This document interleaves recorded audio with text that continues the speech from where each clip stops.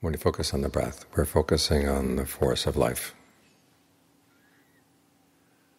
We can go without food for a couple of days, go without water for a while, but we can't go very long without breathing. This is what keeps us in touch with the body. So we can use the body to learn about the world and act in the world. So pay careful attention to the breath. Look at the quality.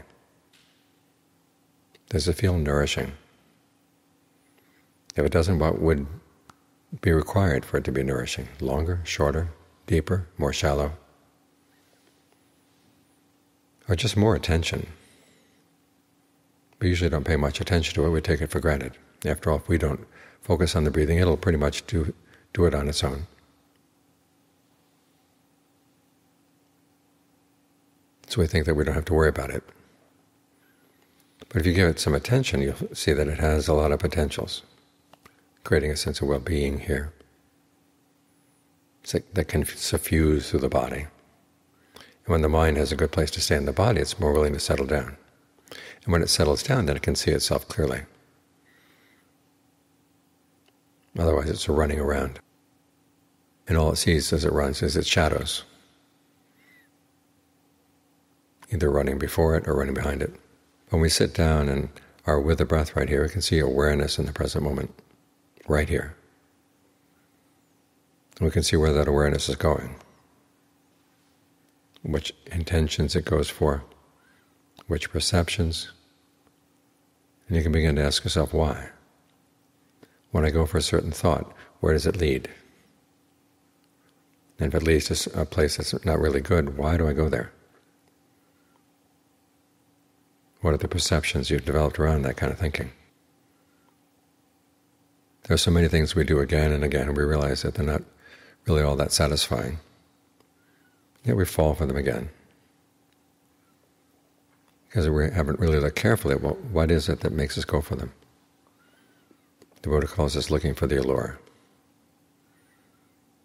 If you really want to know your own mind, look for the different allures that it goes for, the bait on the hook. And why is it that sometimes you know that something is bait and there's a sharp hook, but you still go for it? You have to look into that. Now, being with the breath in the present moment puts you in a better position to see this and to do something about it. Because the only pleasures you know are the ones that have hooks. You think that's part of pleasure. You just have to accept that.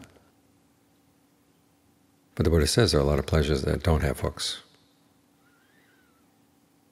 And one of them is the pleasure that comes from getting in touch with the breath and going to know the breath, cultivating the breath.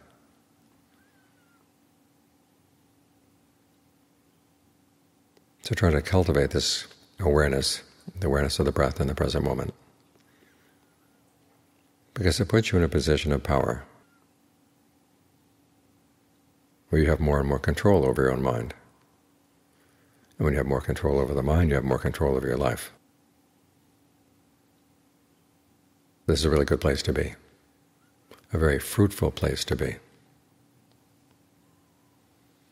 So give it some time.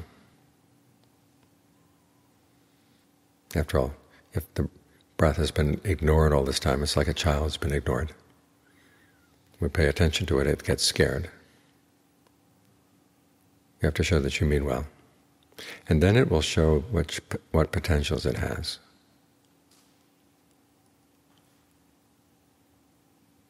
The Buddha found that those potentials could go all the way to awakening. So you can check to see for yourself, how far are the potentials of your own breath? How far can they go?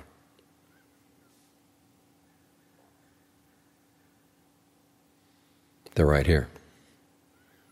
Try to make the most of them.